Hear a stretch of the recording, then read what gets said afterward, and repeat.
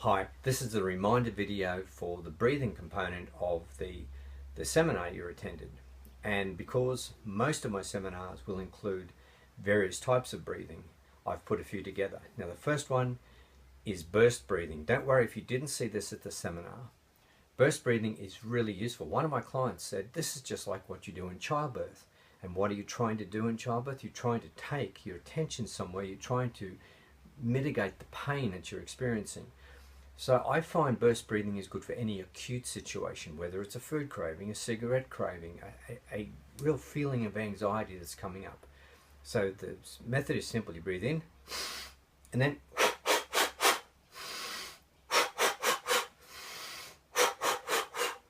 and just do that for a while and relax and then do it again. Very simple. It actually comes out of Russian Sistema, which is a martial art, and it's used to mitigate the pain of combat. But, as was pointed out to me, it's the same thing in childbirth. It's the same thing when any stress is threatening to derail us. Second is box breathing. Remember, we go 5 in, hold for 5, out for 5, hold for 5. 5 in, hold for 5, out for 5, hold for 5. Do it while you're sitting, driving, walking, watching television.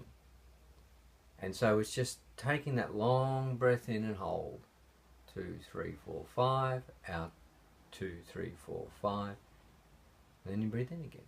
Or so you hold then. So in, hold, out, hold. Very, very simple.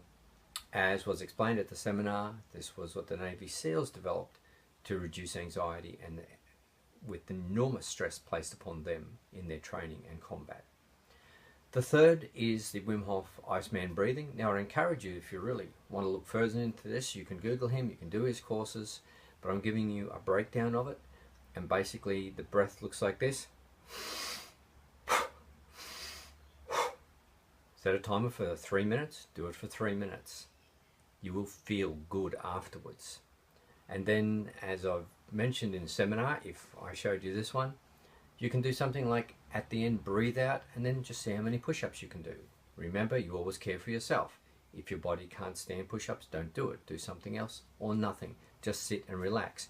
Do this sitting initially because you will feel lightheaded. Now the second half of the Wim Hof process is cold water immersion. And this is that hormetic process of putting a small stress on your system in order to feel better, to strengthen your immune system, strengthen your well-being. And so the best we can do, living where I live, there is no cold water available, there is no, ice water, there is no snow available. So it's the cold shower at the end of the shower for about 40 seconds. On your face, on your chest, and turn on your back. When you get out, you will feel good. I've actually found it's easier just to have an entire cold shower than to go from hot to cold because there's not so much contrast, but that's up to you. So I wish you the best. Do these every day, make them a part of your life, find ways to do it. You could use box breathing every time you walk through a certain doorway.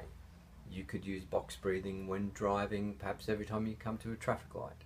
Or set up something that links one habit to the next. That's a more efficient way to do it. Thank you. I'm Ian Newton.